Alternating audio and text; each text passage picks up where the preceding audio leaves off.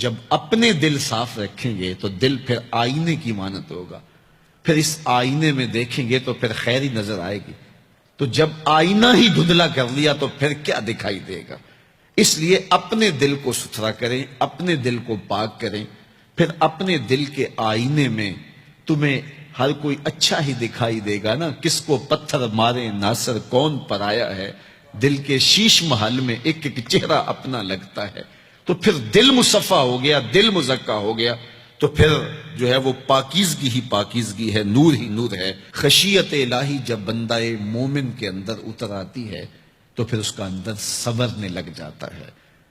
جہاں کوئی کیمرہ نہیں ہوتا، جہاں کوئی ایجنسی نہیں ہوتی، جہاں کوئی دیکھنے والا نہیں ہوتا، وہاں یہ خوف طاری ہوتا ہے کہ میرا رب مجھے دیکھ رہا ہے، اور یہ تصور انسان کی زندگی کے اندر خیر لاتا ہے۔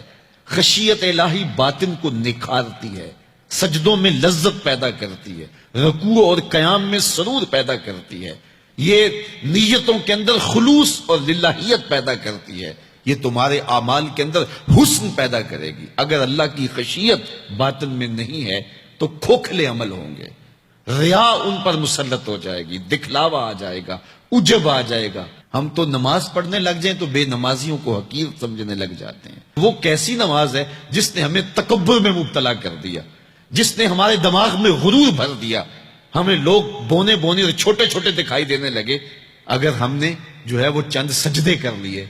لیکن وہ لوگ جو خشیت الہی کے نور میں پرورش پاتے رہے، وہ ساری زندگیاں عبادت میں گزارنے کے بعد پھر بھی روتے تھے، پتہ نہیں ہماری عبادتیں بھی قبول ہوئی ہے کہ نہیں۔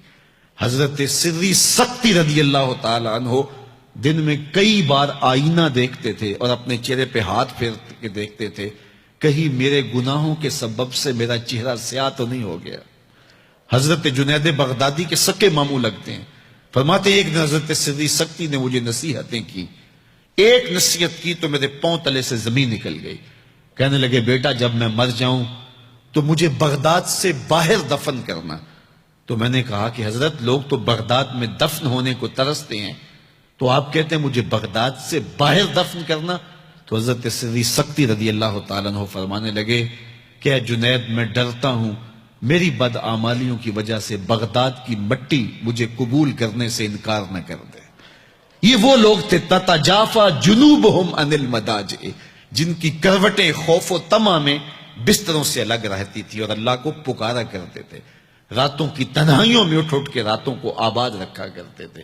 حضرت شیخ سعدی نے لکھا ہے کہ مطاف میں ایک شخص کنکروں پہ پیشانی رکھ کے رو رہا ہے اور کیا کہتا ہے، اللہ مجھے معاف کر دے نہیں تو قیامت کے دن نابینا اٹھانا، تیرا کیا تیرے بندوں کا سامنا نہیں کر پاؤں گا۔ اتنے درد سے روتا ہے کہ سینے میں دل ڈولتے ہیں۔ ایک شخص تو اپنا طواف چھوڑ کے اس کے پاس کھڑا ہو گیا، اس کی پشت پہ ہاتھ پھیرنے لگا، حوصلہ رکھ اللہ بڑا کریم ہے، حوصلہ رکھ اللہ بڑا رحیم ہے، اور اس کو تسلی دینے لگا۔ اور وہ اتنے درد سے روتا ہے، اس کی چیخیں سنی نہیں جاتی، مطاف کے کنکروں پہ اس کے آنسو گرتے ہیں، اور کہتا ہے اے اللہ مجھے معاف کر دے نہیں تو نابینا اٹھانا، تیرا سامنا تو بڑی دور کی بات، تیرے بندوں کا سامنا نہیں کر پاؤں گا۔ تو اس شخص نے طواف چھوڑ دیا اور اس کو تسلی دینے لگا۔ تھوڑی دیر کے بعد وہ شخص جانے لگا، چہرے پہ اس نے پردہ اڑا ہوا تھا۔ تو اس شخص کو تجسس تھا کہ میں دیکھوں یہ کون ہے جو اتنے درد سے روتا ہے اور اس کو سمجھاؤں کہ اللہ بڑا کریم ہے۔ تو وہ اس کے پیچھے چل پڑا۔ تو جب اس شخص نے نقاب سے پردہ اٹھایا تو اس شخص کی چیخیں نکل گئی، فائزہ ہوا الشیخ عبد القادر جیلانی۔ تو یہ زاروں کے تار رونے والا شیخ عبد القادر جیلانی تھا۔ آج پیر کہتا ہے کہ میں تمہیں بخشوا دوں گا، ضمانت فراہم کر رہا ہے۔ یہ حضرت غوث اعظم رضی اللہ تعالیٰ عنہ یہ خشیت، یہ عاجزی، یہ نیاز مندی اللہ کے حضور پیش کر رہے ہیں۔